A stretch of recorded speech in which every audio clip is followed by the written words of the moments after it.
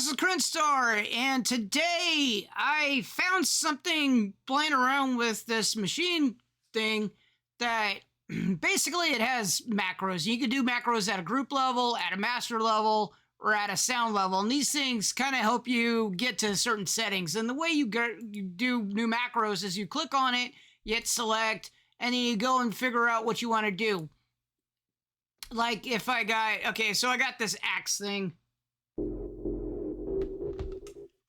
And this axe sound is, go to the plugin section. It's just an FM8 loaded. So as you can see, the sound goes in there. It's being triggered by the machine device, and it's going through this, and it's got all these different bars on there. But if I wanted to say, let's say, mess with the detuning or something, I could go into the macro page, which you click on through here. Macros, you click on this, you go to here, you go and you find the FM8, and you go to, let's say, the, which one did I want? I've already forgotten what I wanted to mess with. The detune, there we go. So if I click on here, I go select, I go to the FM8, and I wanted to find the detune, which should be on here somewhere.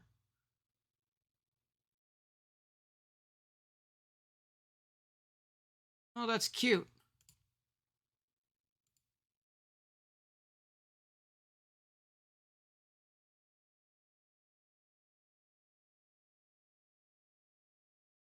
Oh, maybe okay. Yeah, I've already spent way too much time. Okay, so timbre effects. There we go, and then detune. Okay, so now I got a detune macro, and it shows up on my hardware or something. Case in point. Basically, the hero would show up down here as detune. I got a picture of it. I don't have a video of it going. So you see that CC15 right there? That's this right here showing on my screen on the hardware itself. Why that's so cool right here is because part of the output, part of this stuff is that you can actually send MIDI out as a part of the output, and then you say go over here to MIDI, and you say, go to the host, and it sends MIDI out in addition to sending it. So it goes in here, and it goes out, and you can see the yellow right here. I hit a button. It sends MIDI out, and if I actually put something else on there, let's say like a piano or something in here. So instead of hearing the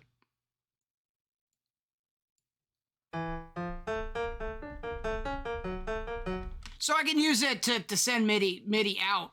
But that's not the cool thing that I'm talking about today. The cool thing is that this CC15 is actually what I'm thinking. So you get to it by going MIDI, and then you could type in which CC that you want, let's say 14. And I can send MIDI 14 a CC out. So now when I go to my macros page, I can move it on my device up and down. And actually, if you see on the shimmer, it's moving, and over here on this cutoff, it's moving.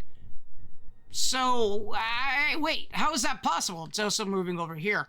Okay, so there's a couple more things going. So let me get rid of the piano here.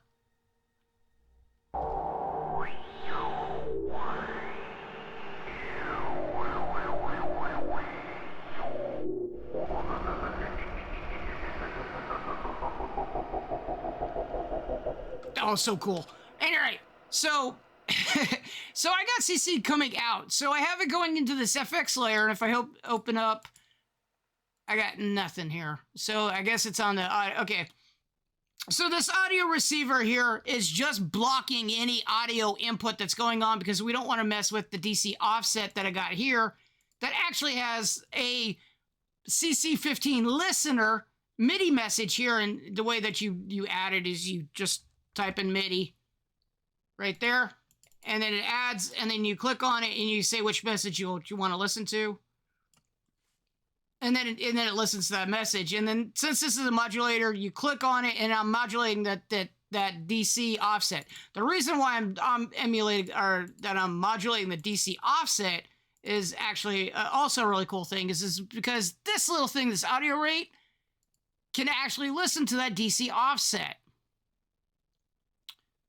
And then, so chains, and then I think it's the auto receiver pre, is it? And then you got the auto receiver DC offset right there.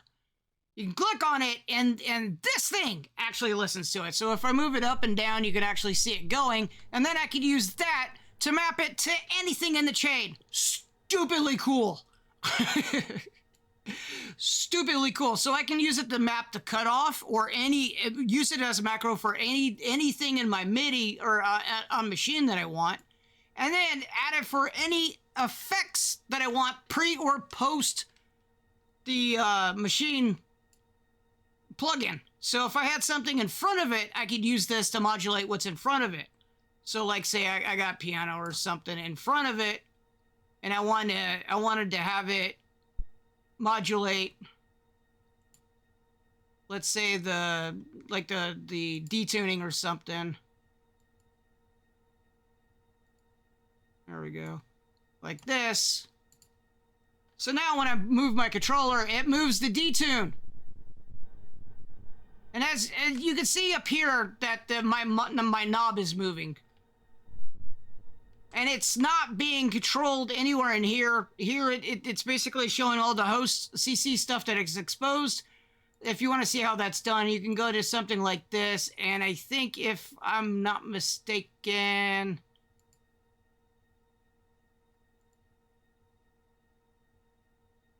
there's something in here that you could use to...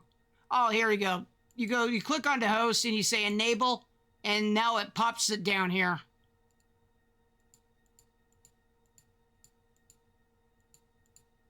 So basically, that's how you expose the parameters within Machine 2 to the parameters in Bitwig to mess with, so Bitwig can mess with them. So like I say, if I wanted LFO or other type of modulator, so I can also click here and then mess with the contour.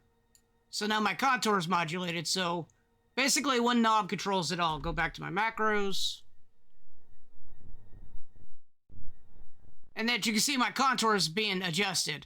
And so that adjusts other things in Machine 2 and on the hardware itself. Mind-blowingly cool. And I had to do a video on getting this whole set up now that it's gone. So I got this Blia shimmer, also got the dry and wet modulated by my little controller here.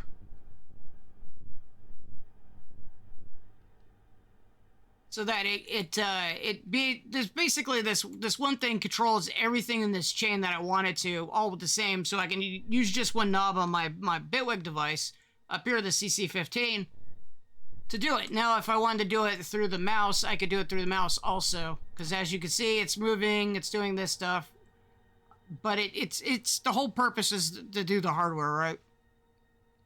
So ultimately cool. Really, really cool. So it allows me to...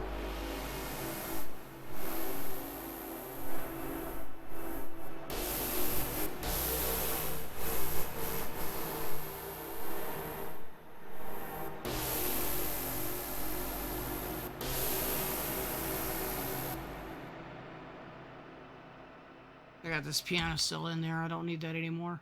But overall, it's basically sending out the CC out. This FX layer helps it because I could do an audio receiver and send out the original audio. And that's the reason why I have this layer too. It doesn't do anything, but allows you to have the audio do a bypass so that this audio receiver here can block the DC offset from getting any audio input to it. And then this is just purely controlled by the modulation that's coming from the CC device here through this MIDI device here. And then goes back and this guy says, hey, what's that DC server doing? And then let me listen to it. And then now it's an actual module device. All right, so the last thing I want to do is this right here will critique, or it will make it dependent on how much you want it to modulate. So basically, you could either do a little or a lot on the modulation, depending on this. So I can...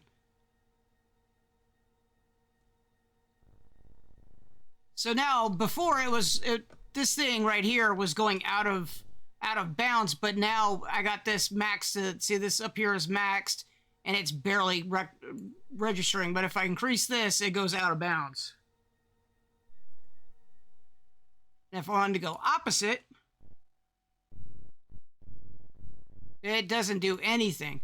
So basically, it just listens. And that's because the DC offset only goes positive. So when I move this, as you can see, this bar right here only moves. So this up here is moving. So that means I'm moving it on hardware. And the DC offset right here is moving up and down. And it only moves forward. Basically, because this is only modulating forward, I think they're... And of course, the knob only moves forward from 1 to 122 anyways. So basically, it's a forward-only thing. I think what I could do is if I put it like somewhere in the middle here, and then remap it, I could go backwards and forwards, but it'd still be half of the full range of the knob anyways. So overall, kind of cool. Let me know what you think. I particularly thought this thing was mind-blowing. I really liked it. I had to share it on video to anybody else that doesn't know this trick. Or I mean, it's a perfect Bitwig plus machine type of integration only type of thing. I don't think you could do this in Ableton or Reaper. Maybe I don't think their routing is anything like this. Maybe it is. I don't know. I don't use a whole lot of Ableton, and I barely use Reaper anymore. Since I gotten used to Bitwig, I like Bitwig. I like Bitwig a lot. So, anyway, I like Bitwig a lot. All right, I hope you liked the video. Thanks for watching. Thanks for listening. And I will catch you later.